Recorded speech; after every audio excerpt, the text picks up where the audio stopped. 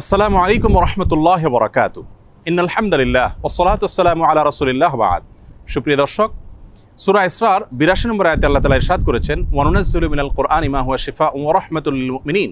যার অর্থ হলো, আমি কোরআনে কারীমের এমন সব আয়াতসমূহ, সূরাসমূহ নাজিল করি যার মাঝে রয়েছে ঈমানদারদের জন্য আরোগ্য লাভের মাধ্যম এবং তাদের জন্য রহমত তথা আল্লাহর পক্ষ থেকে করুণা।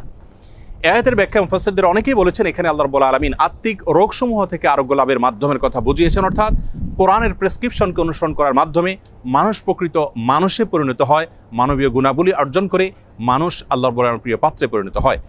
এর ব্যাখ্যা অনেক মুফাসসিররা এও বলেছেন যে এর মাধ্যমে আল্লাহ রাব্বুল আলামিন আত্মিক রোগসমূহ থেকে মুক্তির পাশাপাশি শারীরিক যে রোগসমূহ আছে সেগুলো থেকেও মুক্তির পথ আল্লাহ রাব্বুল আলামিন আমাদেরকে বাতলে দেন। সেগুলোকে আবিষ্কার করে খুঁজে বের করে যথাযথভাবে আমল করার মাধ্যমে উপকৃত হওয়াটাই হলো আমাদের জন্য মূল বিষয়। আজ আমরা কোরআনে কারীমের এমন একটি সূরা আপনাদের সঙ্গে শেয়ার করতে চাই যে সূরার অপর নামই হলো সূরাতুশ শিফা বা আরোগ্য লাভের সূরা। আর সেই সূরা হলো আমাদের সকলেরই অতি পরিচিত সূরাতুল ফাতিহা।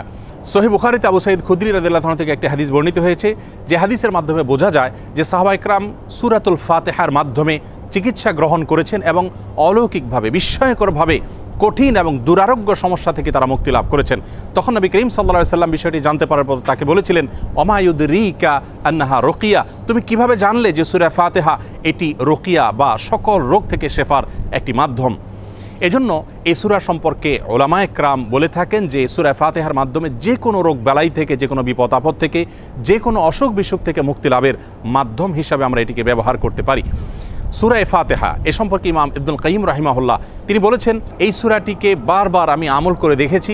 আমার জীবনে যখনই কঠিন কোনো ব্যথায় আমি আক্রান্ত হয়েছি, কাতর হয়েছি, তখনই এই সূরা পাঠ করে ফু দিয়ে সে ব্যথার জায়গাকে মুছেছি। আল্লাহ রাব্বুল আলামিন বিস্ময়করভাবে, অলৌকিকভাবে আমাকে সুস্থতা এবং আরোগ্য দান করেছেন।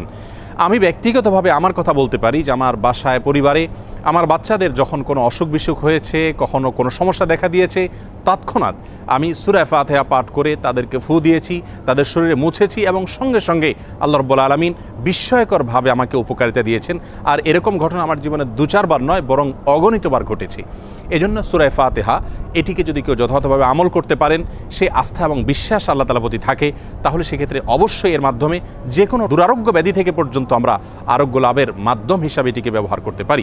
হাদিসে কুদসিতে আল্লাহ রাব্বুল আলামিন বলেছেন, আনা ইনদা যন্নি আবদি বি, বান্দা আমার প্রতি যেমন ধারণা করবে আমি তার প্রতি সেরূপ আচরণ করব।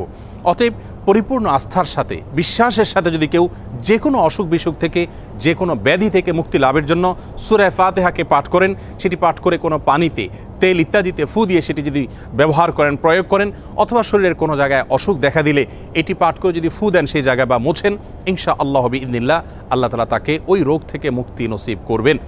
এবং এটি হাজারো লাখ উলামায়ে কেরাম এবং ঈমানদারদের পরীক্ষিত একটি আমল। আমরা এই আমলটি যে কেউ করতে পারি। আমরা অনেকে মনে করি এই সমস্ত সূরার মাধ্যমে আরোগ্য লাভের জন্য বোধহয় কোনো মুত্তাকি পরহেজগার মানুষ দিয়ে এগুলো পাঠ করাতে হয়। মূলত আমরা যে কোনো মুসলমানই এটিকে আমল করতে পারি এবং এর মাধ্যমে আরোগ্য লাভের চেষ্টা করতে পারি। আল্লাহ রাব্বুল আলামিন আমাদের সকলকে কোরআনে কারীমকে সব দিক থেকে আমাদের অনুকরণীয়, অনুসরণীয় গ্রন্থ হিসাবে গ্রহণ করার তৌফিক দান করুন। কোরআনে কারীমের সকল প্রেসক্রিপশনগুলো মেনে আমাদের জীবনকে আলোকিত করার তৌফিক দান করুন এবং কোরআন থেকে শেফা গ্রহণ করে আরোগ্য লাভ করে আল্লাহ তাআলার প্রতি আমাদের ঈমানকে আরও বৃদ্ধি করার তৌফিক দান করুন। আসসালামু আলাইকুম ওয়া রাহমাতুল্লাহি ওয়া বারাকাতুহু।